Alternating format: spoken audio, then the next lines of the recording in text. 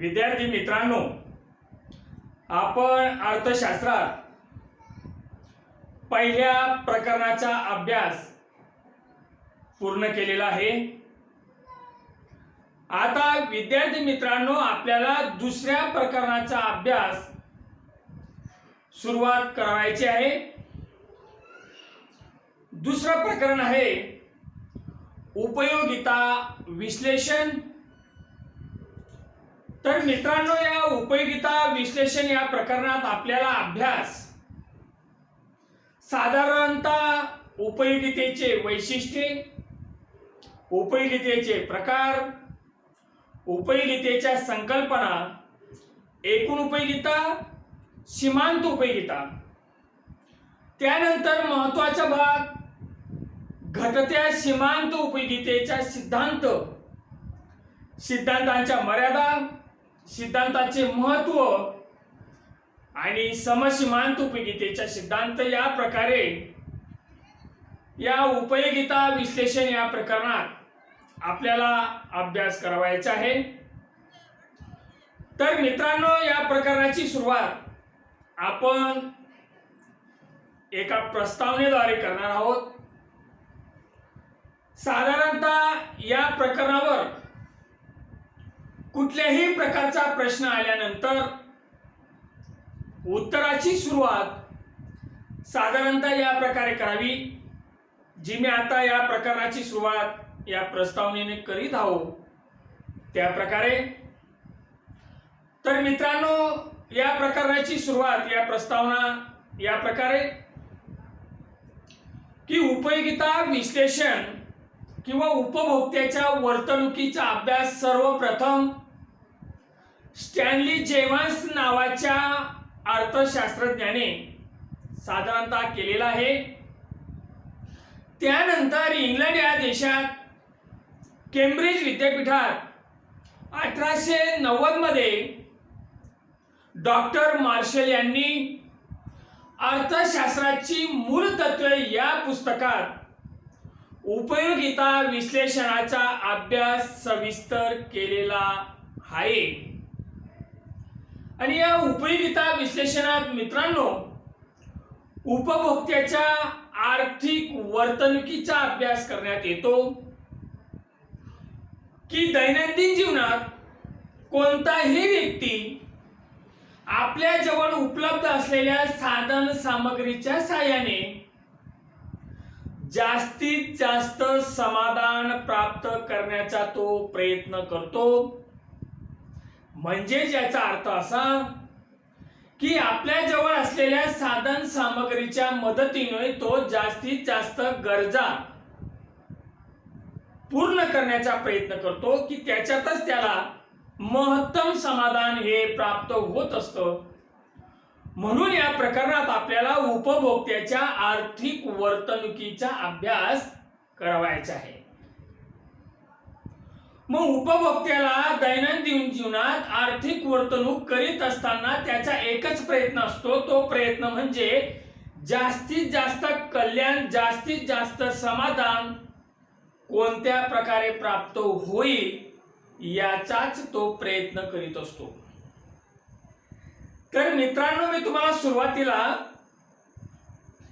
दैनंदिन जीवनात उपभोक्ता आपल्या ज्या काही गरजा पूर्ण करण्याचा जो काही प्रयत्न करीत असतो, मग या गरजांवर आणि साधन सामग्रीवर आधारित 11वीला आपण एक अर्थशास्त्राची व्याख्या अभ्यासलेली आहे। त्याची आठवण तुम्हाला करून देतो की रॉबिन्स नावाच्या अर्थशास्त्रज्ञाने अर्थशास्त्राची व्याख्या या प्रकारे केलेली आहे की अमर्यादित गरजा व मर्यादित परंतु पर्यायी उपयोगाची साधनं यांच्यात मेळ घालण्याचा मानवी प्रयत्नांचा अभ्यास ज्या शास्त्रात करण्यात येतो त्या शास्त्राला अर्थशास्त्र असे म्हणतात। तर विद्यार्थी मित्रांनो, या ठिकाणी अमर्यादित गरजा व मर्यादित साधनं, जी साधनं आहेत ती मर्यादित आहेत, परंतु परत त्याचा उपयोग हा पर्यायी उपयोग आहेत, भरपूर उपयोगाचे, बहुउपयोगाचे आहेत। म्हणून मनुष्य आपल्याजवळ मर्यादित साधनात अमर्यादित गरजा प्रयत्न करण्याचा जो काही प्रयत्न करतो किंवा त्यामध्ये जे काही मेळ घालण्याचा प्रयत्न करतो, त्या प्रयत्नांचा अभ्यास या शास्त्रात म्हणजे अर्थशास्त्रात करण्यात येतो. म्हणून कोणताही उपभोक्ता, कोणताही व्यक्ती दैनंदिन जीवनात जीवन जगत असताना महत्तम समाधान प्राप्त करण्यासाठी त्याच्या ज्या असंख्य गरजा असतात, त्याच्या ज्या काही अमर्यादित गरजा असतात, त्या अमर्यादित गरजा पूर्ण करण्याचा तो प्रयत्न करतो. परंतु विद्यार्थी मित्रांनो, कोणत्याही व्यक्तीच्या किंवा कोणत्याही उपभोक्त्याच्या एकाच वेळी संपूर्ण गरजा पूर्ण होऊ शकत नाहीत. याचे एकमेव कारण की कोणत्याही व्यक्तीकडं जे काही साधन संपत्ती आहे ती मर्यादित आहे आणि त्या मर्यादित साधन सामुग्रीचा उपयोग हा भरपूर आहे, त्यासाठी पर्याय भरपूर आहेत. म्हणून कोणत्याही व्यक्तीच्या किंवा कोणत्याही उपभोक्त्याच्या एकाच वेळी संपूर्ण गरजा पूर्ण होऊ शकत नाही. म्हणून 11वीला आपण काही गरजांची वैशिष्ट्ये अभ्यासली. तर विद्यार्थी मित्रांनो, नेमका अगोदर गरज म्हणजे नेमका काय? गरज म्हणजे आपल्या उणिवांना, आपल्या शरीराला, आपल्या मनाला जी जाणीव होते, असमाधानाची जाणीव होते, त्याला साधारणतः गरज असे म्हणतात. जोपर्यंत एखादी समस्या निर्माण होत नाही, तोपर्यंत एखाद्या वस्तूची, एखाद्या सेवेची आपल्याला गरज निर्माण होत नाही किंवा आवश्यकता निर्माण होत नाही. आणि आवश्यकता निर्माण न झाल्यामुळे त्या वस्तूची आपल्याला गरज भासत नाही. ज्या वेळेस एखाद्या वस्तूची, एखाद्या सेवेची आपल्याला अपूर्णता भासायला लागते, त्यावेळेस त्या वस्तूची आठवण येते, त्या वस्तूची गरज निर्माण होते आणि ती वस्तू जर प्राप्त झाली, त्याचा उपभोग घेण्यात आला, तर ती गरज आपली पूर्ण होते. आणि गरज पूर्ण झाली म्हणजे व्यक्तीला समाधान प्राप्त होतं, व्यक्तीला आनंद होतो, कारण की ती गरज त्याची पूर्ण झालेली असते. आणि जोपर्यंत गरज पूर्ण होत नाही, तोपर्यंत त्या व्यक्तीला आनंद प्राप्त होत नाही किंवा तो व्यक्ती समाधानी होत नाही, समाधान प्राप्त त्याला होत नाही. म्हणून मित्रांनो, या प्रकरणात आपल्याला उपभोक्त्याचा महत्तम समाधानाचा अभ्यास करायचा आहे. आणि उपभोक्त्याला महत्तम समाधान कधी प्राप्त होतं की ज्या वेळेस उपभोक्त्याच्या जास्तीत जास्त गरजा पूर्ण होतील, त्याच वेळेस उपभोक्त्याला महत्तम समाधान प्राप्त होत असतं. तर मित्रांनो, गरजा, व्यक्तीच्या गरजा ह्या असंख्य आहेत, अमर्यादित आहेत. के.एच. ठक्कर नावाच्या अर्थशास्त्रज्ञाने त्यांच्या 12वीच्या पुस्तकात एक उदाहरण दिलेलं आहे की व्यक्ती किंवा उपभोक्त्याच्या गरजा या असंख्य असतात, त्यांची मोजमाप करता येत नाही.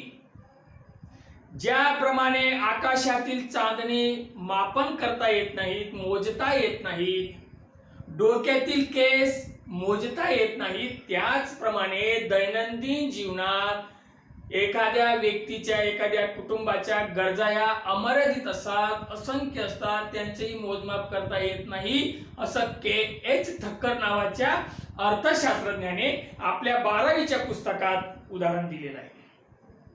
कारण की व्यक्तीच्या गरजा ह्या असंख्य असतात, अमर्यादित असतात.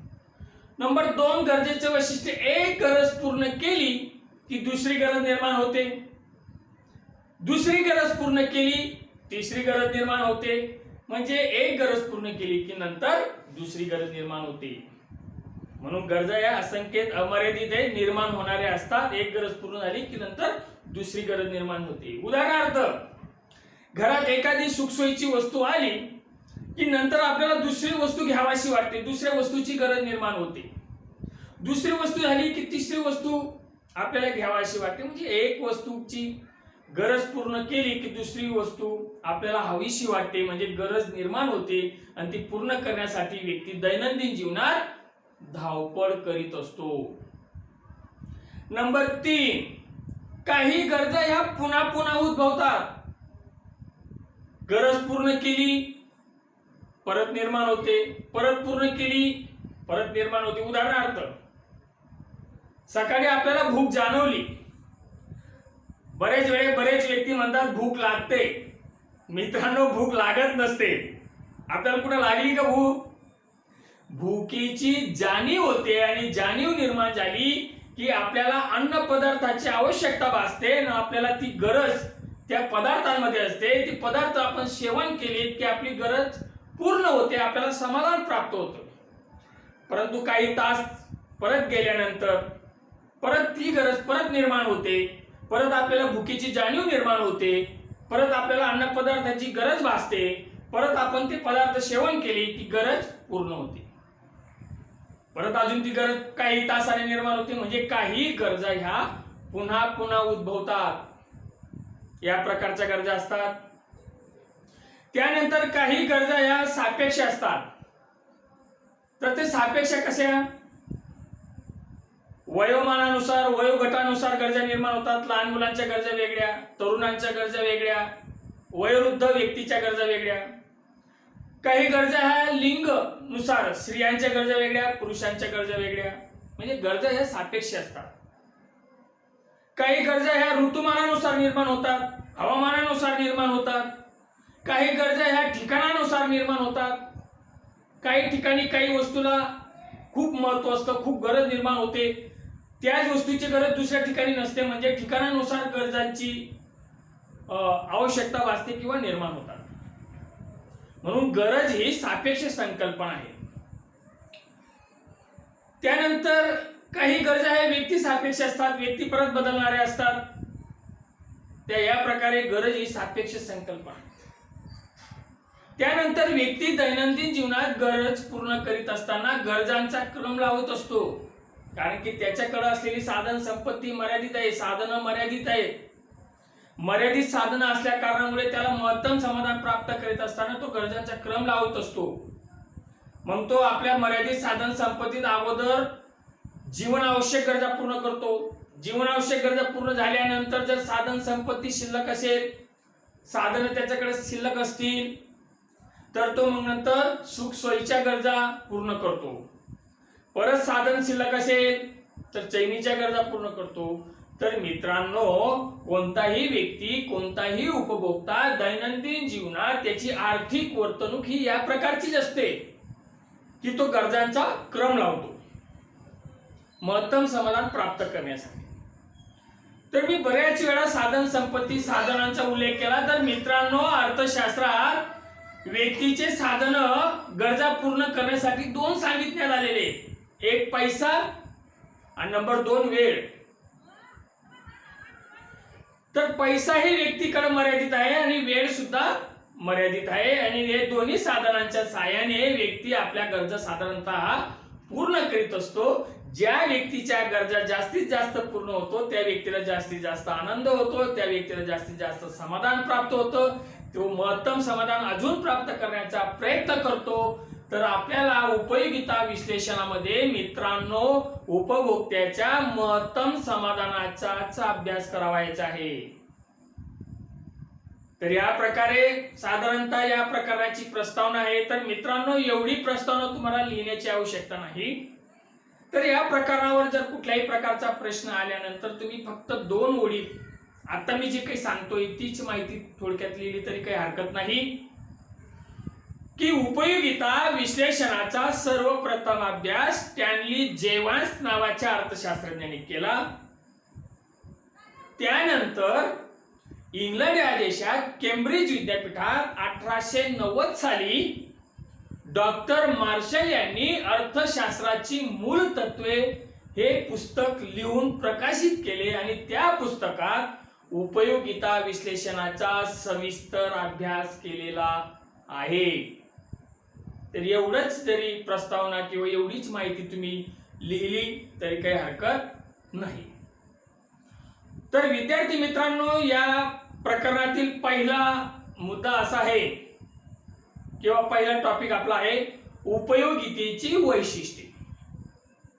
मग या उपयोगितेची वैशिष्ट्ये अभ्यासताना आपल्याला उपयोगितेचा अर्थ किंवा उपयोगितेची व्याख्या सांगणं किंवा माहीत असणं गरजेचं आहे.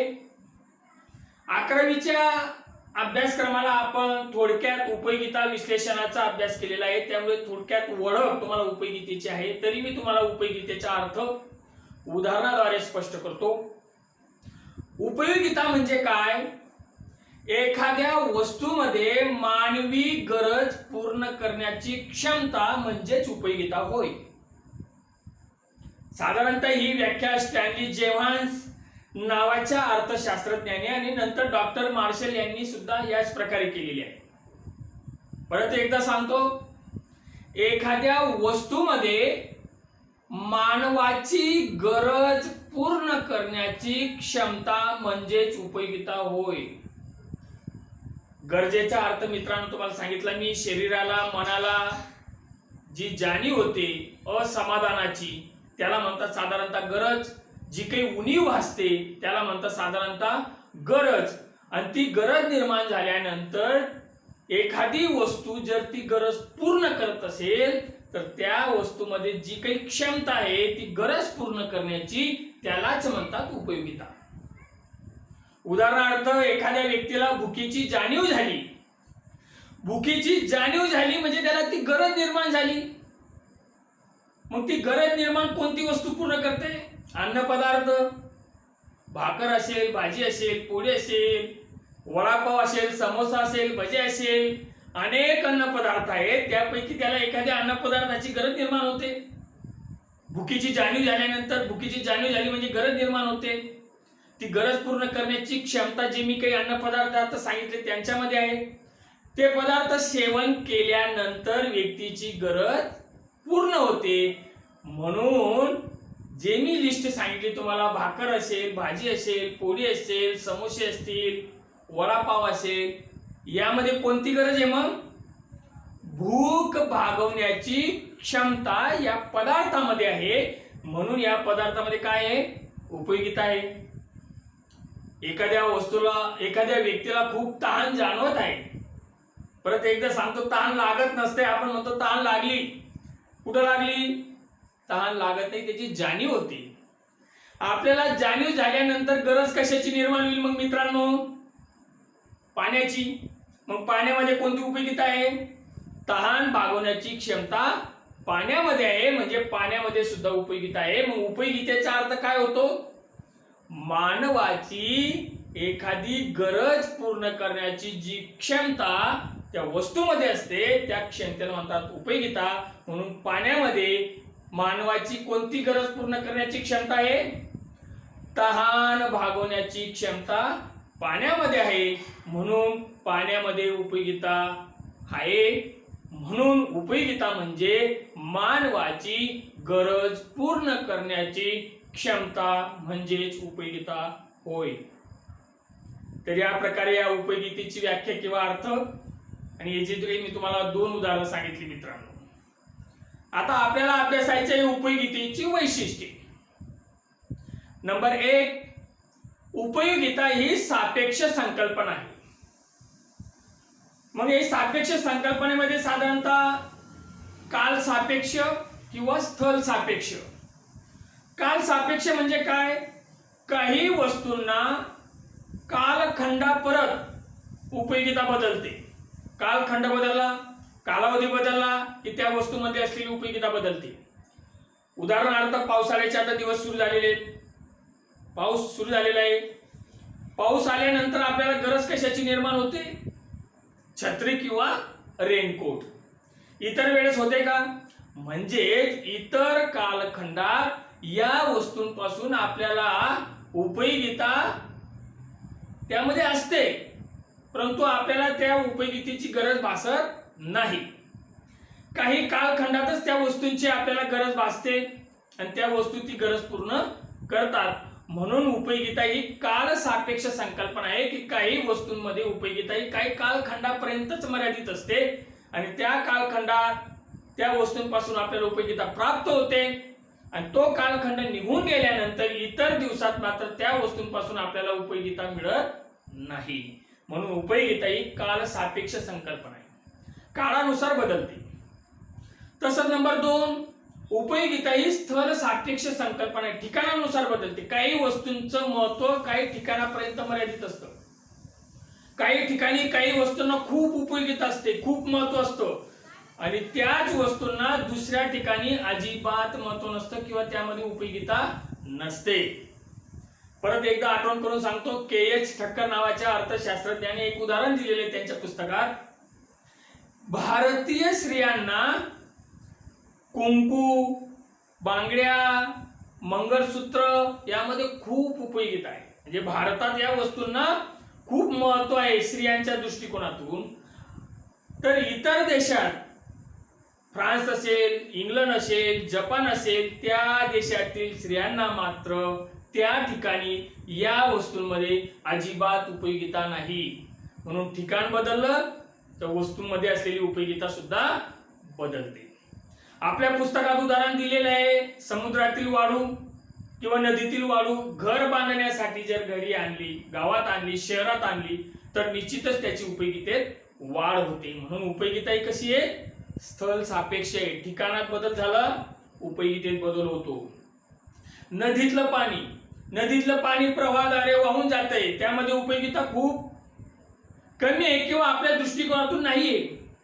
परंतु तेच पाणी पाईपलाईनद्वारे जर शेतात आणलं आणि आपलं पीक घेण्यासाठी त्याचा आपण उपयोग घेतला तर त्याचं महत्व हे खूपच आहे. त्यापासून उपयोगिता आपल्याला खूपच आहे. म्हणून त्या पाण्याचं ठिकाण बदललं. नदीतलं पाणी शेतात आणल्यानंतर, ठिकाण बदलल्यानंतर त्यामध्ये जी उपयोगिता निर्माण झाली, की उपयोगितेत वाढ झाली, तर त्या उपयोगितेला म्हणतात स्थळ सापेक्ष उपयोगिता. म्हणून उपयोगिता ही सापेक्ष संकल्पना आहे, असं नंबर 1 उपयोगितेचं वैशिष्ट्य.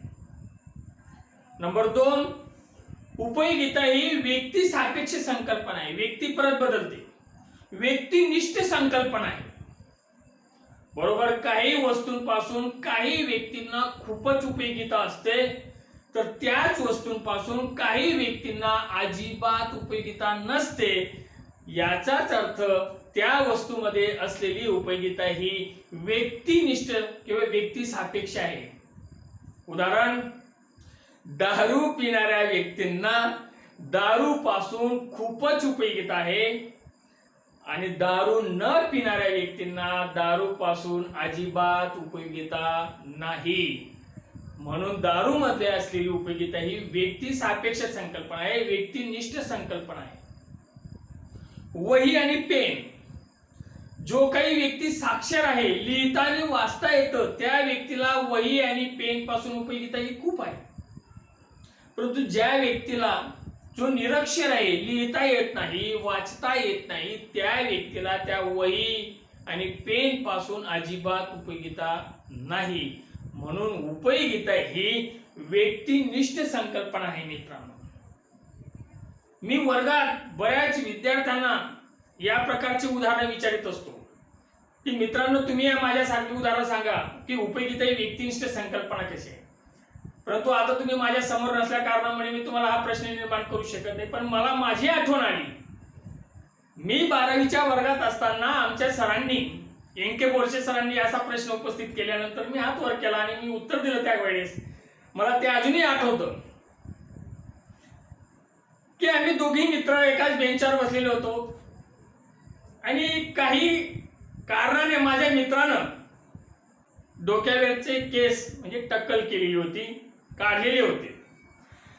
आणि त्यावेळेस मला ही कंगवा वापरण्याची सवय होती. मी प्रत्यक्ष त्या सरांना उत्तर देताना सांगितले की सर, या कंगव्यापासून मला भरपूर उपयोगिता आहे, परंतु याच कंगव्यापासून माझ्या मित्राला अजिबात उपयोगिता नाही, कारण की त्याला डोक्यावर केस नाही. म्हणजे कंगव्यापासून उपयोगिता आहे ती मला होती पण त्याला नव्हती. म्हणजे हे उदाहरणाद्वारे मी सरांना स्पष्ट करून दाखवलं की व्यक्ती सापेक्ष उपयोगिता ही कोणत्या प्रकारे असते, की एखाद्या वस्तूमध्ये एखाद्या व्यक्तीला उपयोगिता असते आणि त्याच वस्तूपासून दुसऱ्या व्यक्तीला अजिबात उपयोगिता नसते. म्हणून उपयोगिता ही व्यक्तिनिष्ठ संकल्पना आहे किंवा व्यक्ती सापेक्ष संकल्पना आहे, असं उपयोगितेचं 2 नंबरचं वैशिष्ट्य. नंबर 3, उपयोगिता ही तटस्थ संकल्पना आहे. कारण की उपयोगिता ही नैतिक दृष्ट्या तटस्थ असते. नैतिक दृष्ट्या ती तटस्थ संकल्पना आहे. कारण की एखाद्या वस्तूमध्ये उपयोगिता आहे किंवा नाही हे आपल्याला ती गरज पूर्ण जर होत असेल त्या वस्तूपासून तर त्यावेळेसच लक्षात येतं. जर गरज पूर्ण करण्याची क्षमता त्या वस्तूमध्ये असेल तर त्या वस्तूमध्ये उपयोगिता आहे. जर त्या वस्तूपासून कोणत्याही प्रकारची गरज पूर्ण होत नसेल तर आपण सहज म्हणतो की त्या वस्तूमध्ये उपयोगिता ही नाही. तर विद्यार्थी मित्रांनो, जर एखादी वस्तू आपली गरज पूर्ण करत असेल तर आपण म्हणतो त्या वस्तूमध्ये उपयोगिता आहे. मग ती गरज पूर्ण करताना त्या वस्तूपासून जी काही मिळालेली आपल्याला उपयोगिता आहे त्या उपयोगितेचा विचार आपण मग ती वस्तू जी आपली उपयोगिता पूर्ण करते मग चांगलं की वाईट, योग्य की अयोग्य याचा विचार केला जात नाही. फक्त विचार एवढाच केला जातो की त्या वस्तूमध्ये उपयोगिता आहे किंवा नाही. मग उदाहरण दिलेलं आहे मित्रांनो चाकूचं आपल्या पुस्तकात. चाकू मध्ये उपयोगिता आहे. घरी गृहिणीला भाजी किंवा फळं कापण्यासाठी त्याचा उपयोग होतो आणि त्या चाकूचा उपयोग एखाद्या मारेकराला एखाद्याला मारण्यासाठी सुद्धा होऊ शकतो. परंतु चाकूमध्ये उपयोगिता आहे, त्याचा उपयोग आपण चांगल्या गोष्टीसाठी करायचा किंवा वाईट गोष्टीसाठी करायचा हे आपल्यावर आहे. म्हणून उपयोगिता ही संकल्पना नैतिक दृष्ट्या तटस्थ आहे. चांगला आणि वाईट, योग्य आणि अयोग्य सांगण्याचं काम उपयोगितेचे साधारणतः नाहीये. उपयोगितेत फक्त एवढंच आहे की वस्तूमध्ये उपयोगिता आहे किंवा नाही. चांगलं आणि वाईट सांगण्याचं काम अर्थशास्त्रात उपयोगिता संकल्पना करीत नाही. तसंच दुसरं उदाहरण मी सांगू शकतो. दारू मध्ये उपयोगिता आहे. कोणती? नशा पूर्ण करण्याची क्षमता या दारूमध्ये आहे. मग दारू पिल्यानंतर आपलं कल्याण होईल किंवा नाही, चांगलं होईल किंवा वाईट होईल, योग्य